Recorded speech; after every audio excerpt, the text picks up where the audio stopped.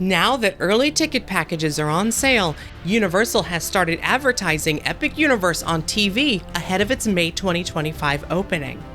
Around the worksite, roller coaster testing is ramping up, multiple signs have been installed around Nintendo, and a structure has already been demolished in the center of the park. Let's dig into all that, as well as progress in all of the worlds of Epic Universe, in today's news update. New commercials have started airing on television and online to promote Epic Universe to the general public. These adverts feature the different portals, helping to show how they take you to the 5 themed worlds of the park. Each of the portal segments features its own character exploring one of the worlds. The ads all end with the phrase, "You gotta see this." Mia? Oh, you gotta see this. Epic Universe, only at Universal Orlando Resort.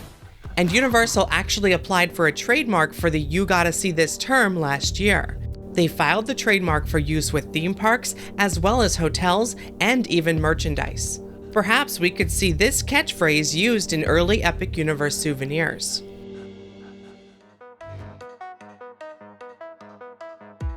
Checking in on construction around the worlds of Epic Universe and starting inside of Super Nintendo World, Peach's Castle continues to receive color. To the right of Peach's Castle, we can see the entrance taking shape for the slot machine power-up band minigame. Alarm clocks are being installed for the interactive Piranha Plant Nap Mishap Key Challenge game. The AR binoculars are being installed in multiple points around the world. These allow you to view the world with additional characters and elements added on top of reality. Bowser's face is receiving metallic theming details at the entrance to the Mario Kart ride. Scaffolding is now up around the tower part of Bowser's Fortress above. The Mario Motors sign has been installed and color added for this exit gift shop for the Mario Kart ride. These question blocks appear to be lit, perhaps testing their lighting. Work on the mushroom-shaped roof for Toadstool Cafe continues. The yellow pipe framing for the entrance to the Yoshi's Adventure ride has been installed. The green pipes on this ride that lead in and out of the indoor scene have been completed. Multiple baby Yoshis can now be seen along the ride's finale. A 3-dimensional tree design has been painted along the flat backdrop behind this area. Scaffolding is coming down from around a completed-looking face atop the Golden Temple in the Donkey Kong Country area of Super Nintendo World. The Minecart Madness sign has been installed at the entrance to this roller coaster attraction. The height stick is visible in front of this area. An exit sign, themed as spears, can be seen at the exit bridge. A new look within the Donkey Kong area at Universal Studios Japan was recently shared in a Nintendo Direct. It was announced that their version of this area and the ride will be opening on December 11th. The video showcased elements around the Donkey Kong Country area in Universal Studios Japan, which is similar to the one being built in Epic Universe, but not an exact copy. Part of the video showed off elements from the queue in Minecart Madness, confirming Talking Cranky Kong and Squawk's animatronic figures. The continuously moving load platform for the ride was also confirmed, and Dixie Kong was shown at the start of the ride. Back in Epic Universe, great progress has been made at Donkey Kong's treehouse. This will be used as a backdrop for meet and greets with Donkey Kong, as revealed in the recent video from Japan. New DK barrels have been added all around the area in Epic Universe, and the KONG letters can be spotted here. These will be for collecting stamps using the power-up bands. The interactive barrel game, which can be spotted covered here in Epic Universe, was also showcased in the official video from Japan. After working with others to complete the challenge, an animatronic Rambi the Rhino will make an appearance. Outside of Super Nintendo World, temporary walls have gone up around this fountain with Mario on top, presumably to keep him from escaping. Moving now to How to Train Your Dragon Isle of Berk, where roller coaster testing has been happening with multiple trains in recent weeks. Named Hiccup's Wing Gliders, we are seeing the ride testing with the splash effects when the train passes under the lagoon. A fog effect under this bridge has been testing as well. This is also the first time that we've seen the baby dragons in motion along the coaster's second launch. A fog effect has been testing around the baby dragons and the eggs in this show scene as well. It appears that for this scene, the train will stop, start to launch, but then roll back before fully launching. It is not yet known whether this is only for testing or if it will be the final programming for this sequence. Across the area, a faux wood facade has been painted for the live stage show theater, seen here with a mural of trees and sky behind it. Zooming out, what we believe is a launch pad for dragon-shaped drones is visible to the left of the theater. Another dragon drone was spotted testing recently. In footage captured once again by Adventuring with Annie near the site, we can see that this new flying dragon is a different type than the one that we've seen prior. It appears that its wings and tail are moving as it flies. We believe dragons like this will appear over the Isle of Berk periodically throughout the day while the park is open. Back on the ground, theming elements have been added to the bridge located between the stage show and the boat ride. Roof work continues on the boat ride station area, now with posts added on top. The boat ride, named Fire Drill, has been once again drained. All of the boats have been taken out of the water and parked near the maintenance building backstage.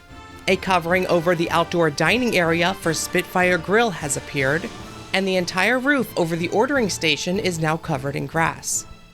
Progress continues on the village square, including work on the fountain in the center. Sheep can be spotted inside of the blacksmith shop in this area. The entry into the world's play area, named Viking Training Camp, looks to be complete. A slide was installed recently inside of this play area. A themed kiosk is taking shape near the entrance to this world, along the walkway around the lagoon.